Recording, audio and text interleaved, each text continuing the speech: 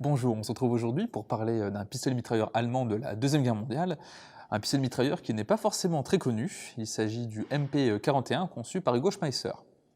Avant de commencer, je tiens à remercier le musée Guérépin en Ardennes qui m'accueille pour vous filmer ce pistolet mitrailleur, donc n'hésitez pas à consulter leur site internet et vous pouvez également leur rendre visite si vous êtes dans les Ardennes. Un grand merci également à mes tipeurs qui me permettent de poursuivre mon travail, donc n'hésitez pas à les rejoindre si vous le pouvez bien sûr. En règle générale, les armes allemandes de la Deuxième Guerre mondiale sont plutôt connues, mais ce n'est pas forcément le cas de ce MP41 qui n'a pas été adopté par la Wehrmacht, ni par la SS ou la police, qui avaient de temps en temps tendance à avoir des armes différentes de celles de l'armée. Donc d'où vient cette arme et pourquoi a-t-elle été conçue? L'origine du MP41 vient d'une opportunité pour l'entreprise Heinel de vendre des pistolets mitrailleurs à la Roumanie. Le problème est que lors des années 40, la production des armes destinées à l'armée allemande est très importante, et il n'aurait pas fallu faire baisser sa production pour construire des armes destinées à l'exportation. Heinel et Hugo Schmeisser vont donc trouver une solution pour fabriquer un nouveau pistolet mitrailleur sans réduire la production des MP40. La solution est de produire une sorte d'hybride entre le MP40 et le MP28. En effet, Heinel disposait de pièces détachées du MP28 et surtout de leur machine-outil. Schmeisser va donc concevoir une arme qui va utiliser la carcasse et le mécanisme du MP40 et la crosse et le groupe de détente du MP28.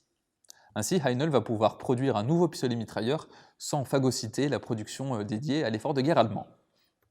Et la production de ces MP41 va s'étendre de 1941 à 1944, et on estime qu'un peu plus de 26 000 MP41 ont été fabriqués.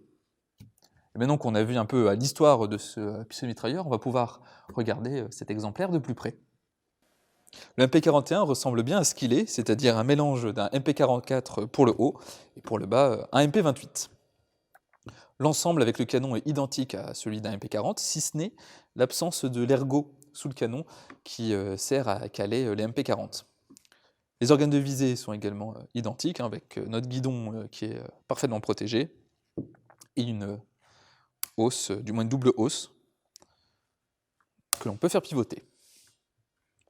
Le chargeur est également identique au MP40, donc on a notre bouton d'éjection du chargeur qui est ici, on appuie dessus et on l'enlève. Cependant, les chargeurs qui ont été conçus pour le MP41 ont des marquages différents. Comme on peut le voir ici, c'est un marquage classique MP38/40. Donc ça veut dire que ce n'est pas son chargeur d'origine, mais pour les chargeurs d'origine, on a le logo commercial d'Heinel ainsi que la mention MP41. La détente et le sélecteur de tir, eux, sont identiques à un MP28. Donc on a notre détente et notre sélecteur de tir qui est ce bouton. Qu'on l'enfonce ici, l'arme étant automatique. Et quand on le fait basculer de l'autre côté, l'arme tire en mode semi-automatique.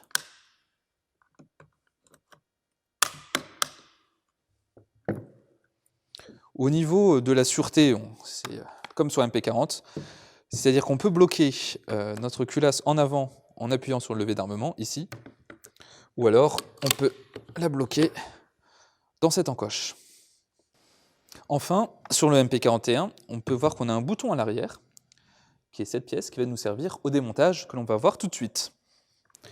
Donc pour démonter le MP41, on va appuyer sur le bouton et faire tourner tout l'ensemble. Et à ce moment-là, on va retirer ces sortes de capuchons et retirer tout l'ensemble avec le percuteur et le ressort récupérateur. Donc cet ensemble qui est télescopique, qui est identique à celui d'un MP40. Et notre culasse, également quasiment identique à un MP40, si ce n'est cette petite encoche ici, qui va être nécessaire pour le mode semi-automatique et le mentonner. Mais pour voir un peu ce groupe de détente, on va enlever la crosse du MP40. Donc, pour accéder au groupe de détente, on a 4 vis, donc 2 petites et 2 plus grandes. On va commencer par enlever les petites.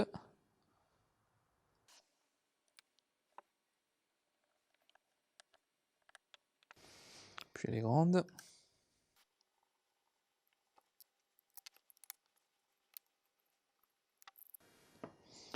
Et on va donc retirer la détente, hein, qui est toute basique. Donc, et là, on a notre sélecteur de tir. On va retirer la crosse. Et on peut observer donc, le mécanisme.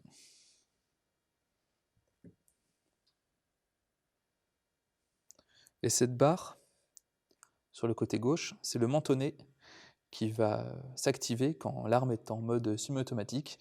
Et c'est cette pièce qui va forcer la gâchette à remonter après le tir afin d'intercepter la culasse en arrière.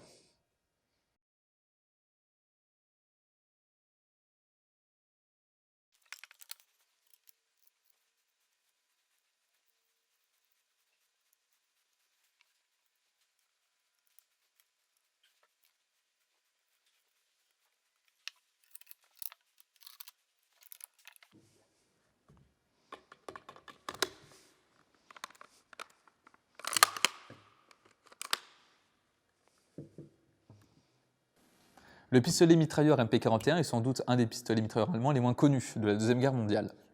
Et c'est un des rares exemples de pistolet mitrailleur réellement hybride, car il utilise les mécanismes et les pièces de deux armes différentes. Et ces armes ont été fabriquées initialement pour la Roumanie, mais certains de ces MP41 ont pu être utilisés par les Allemands, mais en de très faibles quantités. En tout cas, j'espère que cette vidéo vous aura permis d'en savoir un peu plus sur ce pistolet mitrailleur, voire simplement de le découvrir. Un grand merci au musée Guerre Épée de m'avoir permis de le filmer. Je vous invite comme d'habitude à vous abonner à la chaîne, et si vous le pouvez, à soutenir mon travail grâce au Tipeee en description. Sur ce, on se dit à bientôt pour une prochaine vidéo.